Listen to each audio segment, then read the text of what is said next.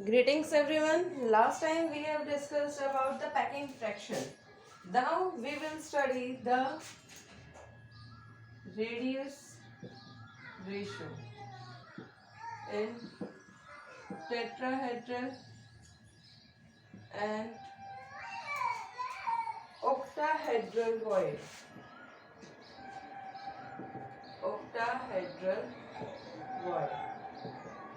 बेटा आपको ये बात समझ में आनी चाहिए कि जब हम पार्टिकल के अरेंजमेंट की बात करते हैं इन अ सॉलिड, तो हमेशा पार्टिकल सॉलिड कभी भी एक एलिमेंट का नहीं हो सकता, वो मिक्सचर भी हो सकता है, जैसे NaCl, जैसे हमारा NaCl।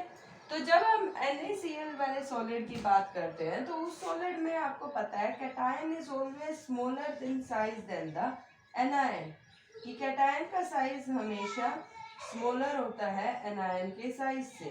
मैं आपको एक जनरल एग्जांपल बता रही हूँ कि आप एक एग्जांपल लेके चलते हैं, आप एक बार देखते हैं कि आपके सॉलिड में अरेंजमेंट कैसे होती है। जैसे NaCl है, NaCl में Na positive Cl negative, Cl को मैं ऐसे रिप्रेजेंट कर रही हूँ और Na को मैं डार्क सर्कल से रिप्रेजेंट कर रही हूँ। तो क्लोराइड आयन कहाँ कहाँ प्रेजेंट होते हैं? 8 corners, 6 faces and sodium ion are present at 12 edges.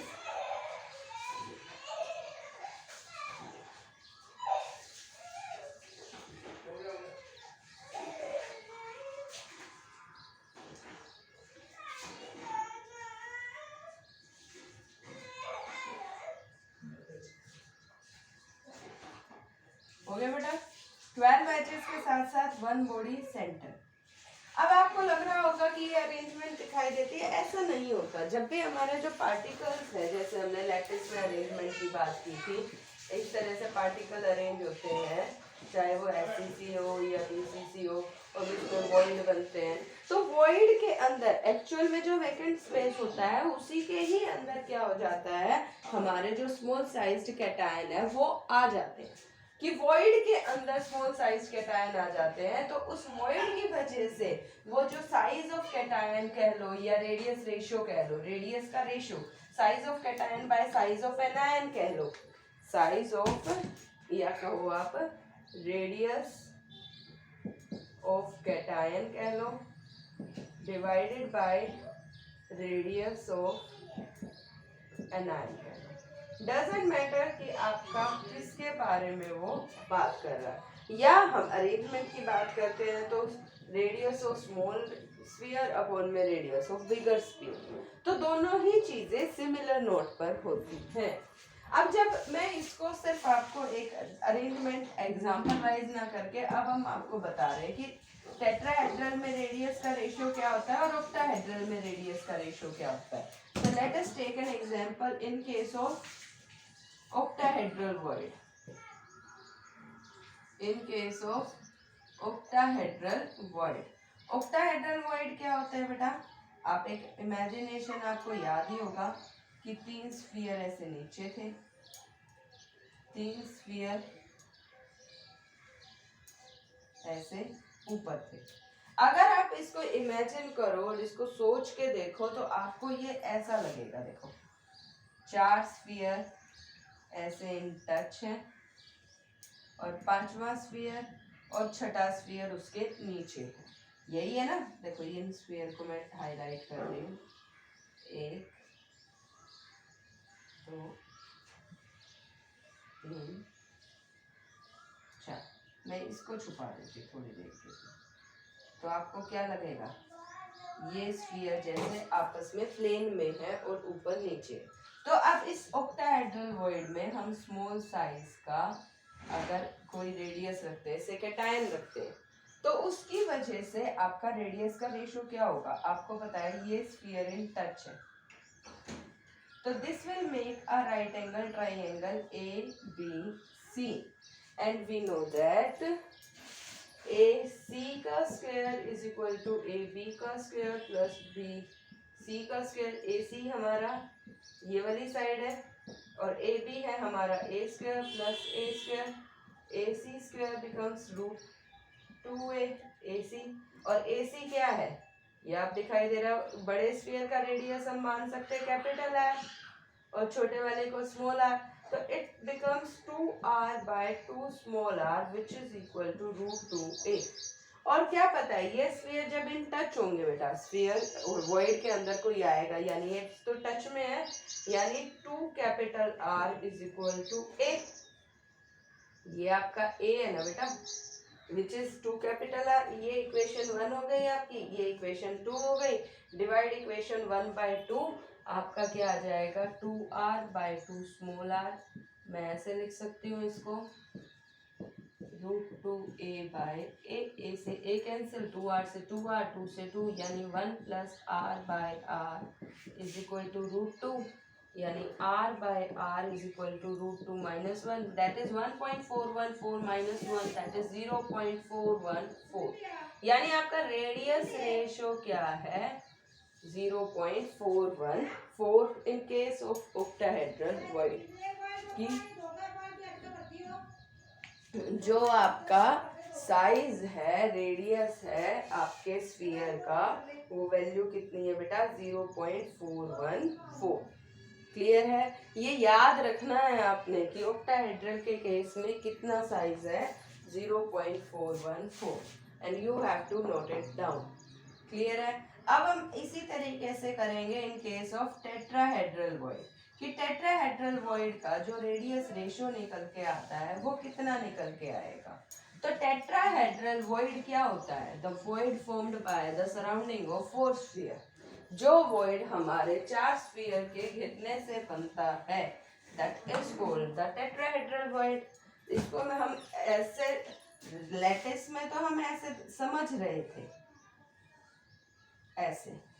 अगर मैं इसकी अरेंजमेंट जैसे हम करते नहीं अपना, जो हम क्यूब बना के करते हैं, उसको सोच के करें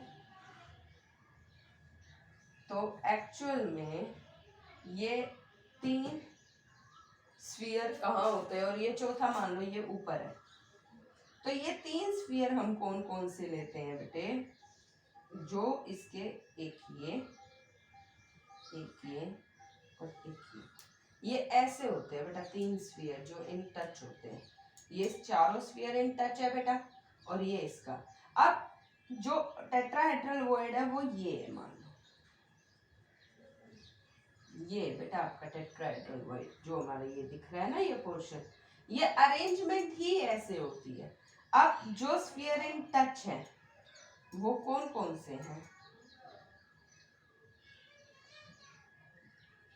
अब ये जरूरी नहीं होता बेटा कि यहाँ मैंने स्फीयर नहीं लिखा तो स्फीयर होगा ही नहीं, ऐसा नहीं होता। यहाँ और दूसरे टेट्राहेड्रल की सराउंडिंग की वजह से स्फीयर बनेगा, तो यहाँ पे भी स्फीयर है, मानते चलते।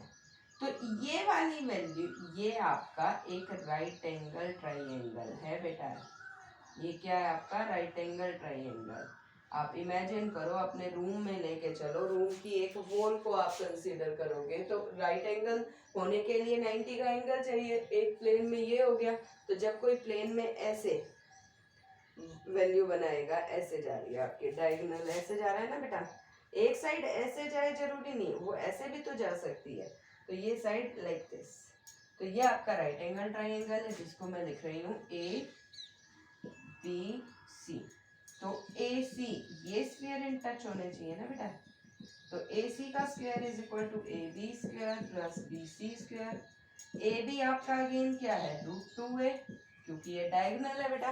ये स्फीयर इन टच नहीं है बेटा, ये स्फीयर इन टच नहीं, इन टच मीन्स ये स्फीयर आपके रिप्रेजेंटेशन में नहीं है। तो ये √2a आ गया, और ये आप क्या a का स्क्वायर √2 का square, which is 2a square plus a square. This is 3a square AC, and AC becomes √3a, and AC क्या है आपका 2 small r by 2 capital plus 2r is equal to √3a। और क्या पता है आपको, जो स्फीयर इन टच है, ये तो आपके इन टच नहीं है ना, ये वाला स्फीयर, ये A और B वाला आपका टच में है, तो आपका 2r is equal to √2 ए ही तो है, ये है ना आपका स्फीयर टच में, ये साइड तो टच में नहीं है ना, जिसके लिए कंसीडर कर रहे हैं। तो 2r is equal to root 2 है is equal to 1 equation 1 and 2 divide equation 1 and 2 2r by 2 capital R plus 2 capital R by 2 capital R is equal to root 2 a से a कैंसिल, 2r से 2r, 2 से 2, यानी r by r plus 1 is equal to root 3 by 2।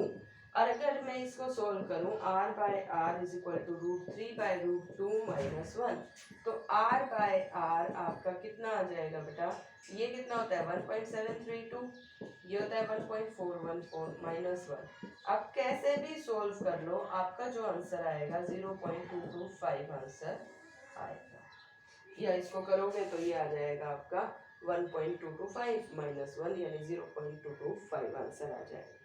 यानी अगर आप tetrahedral void की बात करते हो तो उसकी वैल्यू स्मॉल है as compared with the octahedral void, क्योंकि टेट्राहेड्रल वॉइड बनता है 4 स्फीयर के सराउंडिंग से और ऑक्टाहेड्रल वॉइड बनता है बेटा 6 स्फीयर के सराउंडिंग से, तो ऑटोमेटिकली साइज में डिफरेंस तो आ ही गया।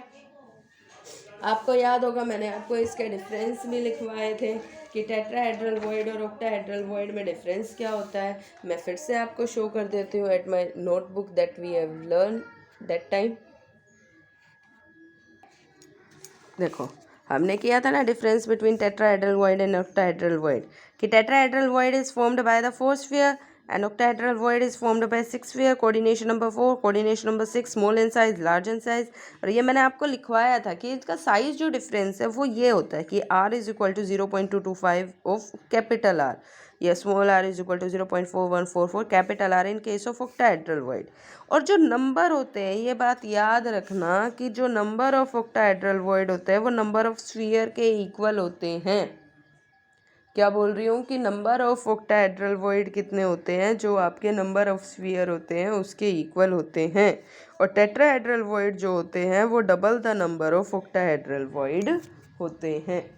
कि ऑक्टाहेड्रल वॉइड कितने होते हैं बेटे, double the number of octahedral void. Got it. तो आज हम करेंगे इसी पे ही आगे कंटिन्यू, तो लेट्स सी।